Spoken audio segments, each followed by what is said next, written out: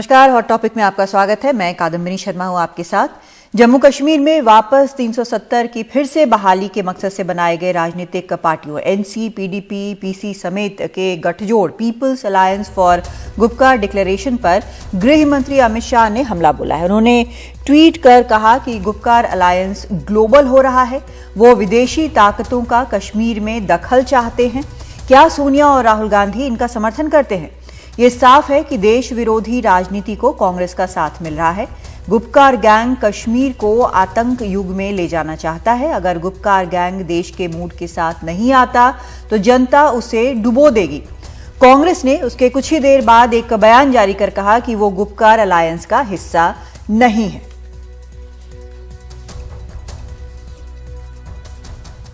लेकिन गुपकार अलायंस के सामने चुनौती अपनी ही एकता के भी है और भी कई उनके सामने समस्याएं हैं। इस पर अपने खास मेहमानों से हम चर्चा करते हैं। हमारे साथ इस वक्त जुड़ रहे हैं वाहिदुर रहमान पारा, प्रवक्ता हैं पीडीपी के, और देश रतन निगम है, राजनीतिक विश्लेषक हैं। आप दोनों का बहुत स्वागत है। वाहिदुर रहमान जी, पहले आपके पास आना चाहूंगी। जैसे ही ट्वीट किया गृह मंत्री अमित शाह ने, उसके कुछ ही देर बाद कांग्रेस ने एक बयान जारी कर कहा कि वो इस अलायंस का हिस्सा नहीं है। आपकी क्या प्रतिक्रिया है इस पर? देखिए, ये पहली बार हो रहा है कि इस मुल्क में संविधान से लेकर डेमोक्रेसी से लेकर हिंदुस्तान की पॉलिटिक्स को रीडिफाइन किया जा रहा है और यहाँ की डेफिनेशन चेंज होती है।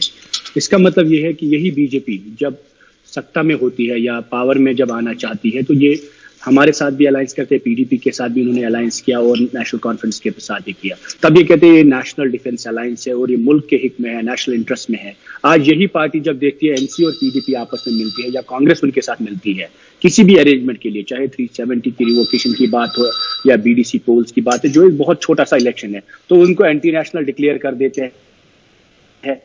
न सिर्फ एंटी नेशनल डिक्लेयर कर देते हैं बल्कि एंटी नेशनल ये भी आप पर एलिगेशन है क्या home minister has the goes to the limit of saying that it's a gang. If you declare three mainstream political parties as a part of gang, pro separatist, pro Pakistan, anti national declare कर देंगे, तो इस हिंदुस्तान में लगभग जब आप BJP के साथ चले तो आप प्रो इंडिया है, जब आप बीजेपी के खिलाफ हो तो आप मुल्क के खिलाफ हो। हमारा एजेंडा आपको लगता है आप जो बातें कह रहे हैं कि बीजेपी के इस हमले से क्या डर कर कांग्रेस ये कह रही है कि वो अलायंस का हिस्सा नहीं, या कुछ और बात? बिल्कुल बिल्कुल, क्योंकि कांग्रेस को इन्होंने बैकफुट पे ला के रखा है और कांग्रेस इनसे ये सवाल नहीं कर सकती कि ये दोनों रीजनल पार्टी तो आपका हिस्सा रही है, न सिर्फ इतना हमारा हिस्सा रही बल्कि यही बीजेपी ने हुर्रियत के साथ डायलॉग किया, हमारे साथ एजेंडा ऑफ अलायंस किया और 370 को स्ट्रेंथनिंग की बात की। उस एजेंडा का हिस्सा था, ऑल पार्टी डेलीगेशन भेजी यहाँ सेपरेटिस्ट से बात करने के लिए, मेन स्ट्रीम से बात करने के लिए। गर्ज मेरा कहने का ये है कि जब बीजेपी करे तो ठीक है, अगर कांग्रेस करे तो गलत है। और कांग्रेस को इतना डिफेंसिव किया है कि आप माइनॉरिटी अपीजमेंट कर रहे हो। When Modi ji does a minority appeasement, Amit Shah ji does a minority appeasement, it is being seen that we are talking in the national interest of India. आज यही पार्टी दिल्ली में रह के नागा पीस अकॉर्ड करती है, कहते हैं मुल्क के हक में। हम भी समझते हैं मुल्क के हक में है, किसी भी कॉन्फ्लिक्ट को रिजॉल्व करने की कोशिश अगर करें। मैं वापस आऊंगी आपके पास। आपने जो कहा है उस पर मैं जरा एक रिएक्शन ले लेती हूँ। हाँ, देश रतन निगम जी हमारे साथ बने हुए हैं। पारा जी, मैं आऊंगी आपके पास वापस। यहाँ पर जो वाहिदुर रहमान पारा कह रहे हैं, देश रतन जी कह रहे हैं कि बीजेपी करे अलायंस तो ठीक है, बाकी करें तो वो एंटी नेशनल, ये कैसे होता है?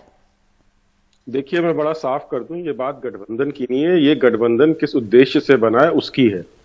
इन दोनों में आपको फर्क देखना पड़ेगा। एक तरफ उद्देश्य है कि हम चीन से सहायता ले लेंगे, चीन के पास चले जाएंगे। आपको याद होगा ऐसे वक्तव्य आए थे, यहां तक कि फारूक अब्दुल्ला ने भी बोला था कि हिंदुस्तान पीओ जेके लेके दिखाए, पाकिस्तान ने चूड़ियां नहीं पहनी है। महबूबा मुफ्ती कहती है हम झंडा नहीं उठाएंगे।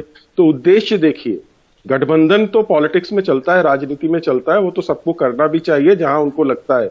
ये वही पार्टियां हैं जो कि पंचायत और जिला के इलेक्शंस का बॉयकॉट करती थी और सिर्फ विधानसभा और लोकसभा का इलेक्शन लड़ती थी, जिससे कि ग्रास रूट लेवल पे जो डेमोक्रेसी है वो स्थापित ना हो। इस सरकार ने क्या किया, सीधे पंचायत में जाके आप ये पैसे भी रिलीज कर रहे हैं, उनको एम्पावर कर रहे हैं। तो ये पसंद नहीं आ रहा है, ये मजबूर हुए हैं गठबंधन करने के लिए एक दूसरे को। क्या देश रतन निगम जी, क्या मुख्य समस्या ये है कि ये चुनाव में हिस्सा ले रहे हैं? जी जी, देखिए, चुनाव में हिस्सा जरूर लेना चाहिए। ये पहले बॉयकॉट करते थे, अब मजबूर हो गए हैं कि इनको डिस्ट्रिक्ट डेवलपमेंट काउंसिल का इलेक्शन लड़ने के लिए हाँ, पहले तो इनको ठीक है, इस पे मैं जरा जवाब ले लूं। पारा जी, क्या आप अब किस दबाव में ये डिस्ट्रिक्ट जो इलेक्शंस हैं वो आप लड़ रहे हैं काउंसिल के? नहीं, basically we see our identity is under an assault. There is a threat to our politics, our democracy, और हमको रिक्लेम करनी है। हमने बाइकआउट किया as a mark of protest कौन सी डेमोक्रेसी? लोकतंत्र का जो भारत पूरा ही एक लोकतंत्र है, तो किस आप लोकतंत्र की बात कर रहे हैं? बिल्कुल, जो इंडियन डेमोक्रेसी है, इंडियन कॉन्स्टिट्यूशनल स्पेस हम मांग रहे हैं। इंडियन डेमोक्रेसी की को आपने एक्सटेंड ही नहीं किया। BJP has limited the democracy. आप मुझे कहिए, ये सरकार जो असेंबली इलेक्शन जम्मू कश्मीर में ना करे, वो कौन सा नेशनल इंटरेस्ट है? क्या आप एक स्टेट को यूनियन टेरिटरी बना देते हैं उनके लोगों को बिना पूछे? यहां आप लोगों को बोलेंगे हम जमहूरियत ही नहीं देंगे। एक इसी सरकार के प्राइम मिनिस्टर थे वाजपेयी जी, जिन्होंने कहा इंसानियत, जमहूरियत और कश्मीरियत के दायरे में मैं कश्मीर का हल चाहता हूं। हर फिक्र ख्याल के लोगों से बात की उन्होंने। यहाँ फ्री एंड फेयर इलेक्शन पहली बार करवाया after in 2002, and now you see a government where the government takes pride। पारा जी, यहाँ पर एक और समस्या है जो मैं अभी देख रही हूँ। यहाँ पर एक समस्या ये भी है कि जब आप एक पहली तो चीज कि एक हमला, अगर एक राजनीतिक हमला होता है तो आप कह रहे हैं उस हमले से कांग्रेस डर गई, इसीलिए वो अपने को अलायंस का हिस्सा नहीं बता रही है। दूसरी समस्या यहाँ पर यह है कि आपके ही अपने जो बाकी जो 6 बचते हैं वो एक दूसरे के खिलाफ आप लोगों ने कैंडिडेट्स खड़े किए हुए हैं, तो ये भी तो एक समस्या। आप में तो कोई यूनिटी ही नहीं है कि आप क्या चाहते हैं। देखिए मैडम, देखिए गर्ज यहाँ पर चाहे 280 कैंडिडेट्स लड़ रहे हैं, इक्का दुक्का सीट्स पे कोई लड़े, उसमें कोई मसला नहीं है। जमहूरियत में हक है, कोई भी किसी के खिलाफ कैंडिडेट उठा सकता है, रिबेल भी हो जाता है। लेकिन अलायंस होता है तब तो नहीं उतारते ना, अलायंस का तो ये मतलब नहीं है। देखिए, alliance is a process. It's not a one day event that you declare an alliance और ये बन जाता है। It takes lot of time to shape alliances। अभी तो हमने 10 दिन पहले एक alliance बनाया है। The whole point I am saying, our objective is very constitutional. It's very political. It's very democratic. We are not anti-India. We have a problem with the politics that is shaping this country today.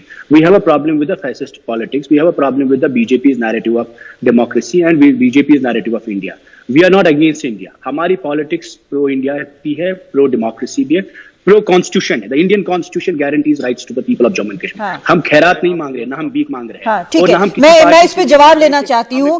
देशरतन ji, pro constitution, pro democracy एक alliance है जिसको बार बार ये कह रहे हैं कि pro democracy है, संविधान के मुताबिक 370 वापस मांग रहे हैं। आपका इस पे क्या कहना?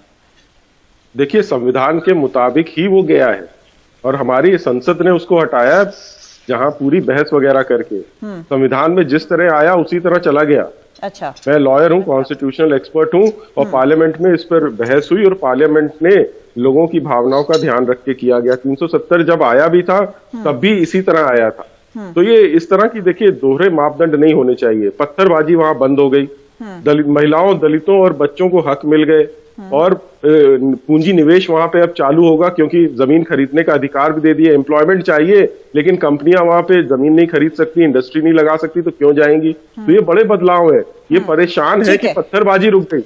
ठीक है पारा जी, इस पे लास्ट कमेंट आपका चाहूंगी, वक्त हमारे पास खत्म हो रहा है। विकास की बात करते हैं देशरत्न जी, हम कहते हैं विकास ऐसा है कि यहाँ 2G इंटरनेट चल रहा है 2.5 साल से और आप 4G इंटरनेट नहीं दे सकते। ई कॉमर्स खत्म है हमारा, 1 साल हम सबको बंद रखा है। कौन सा विकास, कौन सी डेवलपमेंट जब मैं सांस नहीं ले सकता, जब मैं घर नहीं जा सकता, जब मैं डिटेंशन में 1 साल रहूंगा क्योंकि मैंने we voted for idea of India and we upholded the democracy. और 70 साल फारूक अब्दुल्ला साहब, उमर साहब, महबूबा जी, जिन लोगों ने यहाँ वो upholded the constitutional space for India, हमारे 7000 लोग मरे हैं डेमोक्रेटिक प्रोसेस में। बीजेपी के कौन से लोग मरे, इनकी क्या कुर्बानियां हैं? पारा जी, एक शॉर्ट सेंटेंस में बताएं, आपके अंदर ही जब आपस में कांग्रेस, आप कह रहे हैं हिम्मत हार गई, दूसरी तरफ आप में जो यूनिटी नहीं है, तब आप कैसे ये कह सकते हैं कि आपका कोई अलायंस है जो कि चुनाव लड़ रहा है? एंटी नेशनल करार देंगे for a constitutional fight, we are seeking our rights. आप हमको एंटी नेशनल बता देंगे, मुसलमान बना देंगे, आप हमको प्रो पाकिस्तान बना देंगे, सेपरेटिस्ट बना देंगे, तो हमारी कौन बात करेगा? मीडिया तो सारा इनके जेब में है, तो इंस्टीट्यूशंस इनके पास है, मुल्क के सारे इंस्टीट्यूशंस आपको डिक्लेयर कर देंगे आप एंटी नेशनल है। हम किसके पास चले जाएंगे? What is the option? ठीक है, बस वक्त हमारे पास खत्म हो गया है। देशरतन जी आपका और पारा जी आप दोनों का बहुत शुक्रिया इस चर्चा में शामिल होने के लिए। तो एक जो अलायंस के लोग हैं, जो राजनेता हैं, वो कह रहे हैं कि एक कॉन्स्टिट्यूशन के तहत, संविधान के तहत, लोकतंत्र के तहत एक वो चुनाव लड़ने जा रहे हैं और अपने अंदर जो एक दरार है उसको मानने को फिलहाल तैयार नहीं है, लेकिन देखते हैं कि आगे इसमें क्या होता है। लेकिन इस बीच काफी तेज जो हमला है वो जरूर यहां पर गृह मंत्री ने किया है इस अलायंस पर, और कांग्रेस जो है वो साफ तौर पर इसने कदम पीछे खींच लिए है। एक ब्रेक लेते हैं।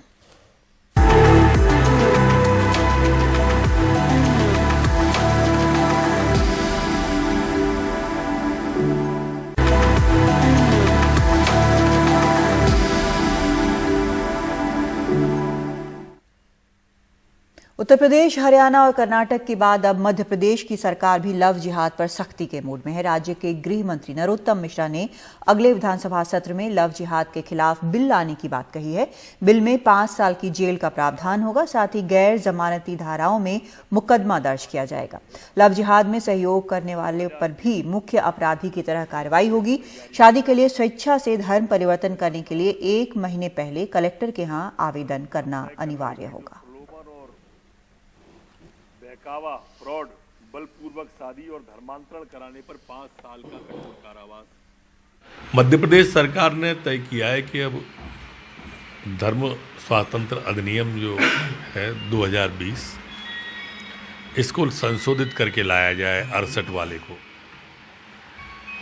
और उसमें हम जो बहलाकर, फुसलाकर, दबाव डालकर शादी कर लेते हैं, इसमें सजा का प्रावधान 5 साल का करें, और जो लोग इसमें सहयोगी की भूमिका निभाते हैं उनको भी उसी श्रेणी में लाएं।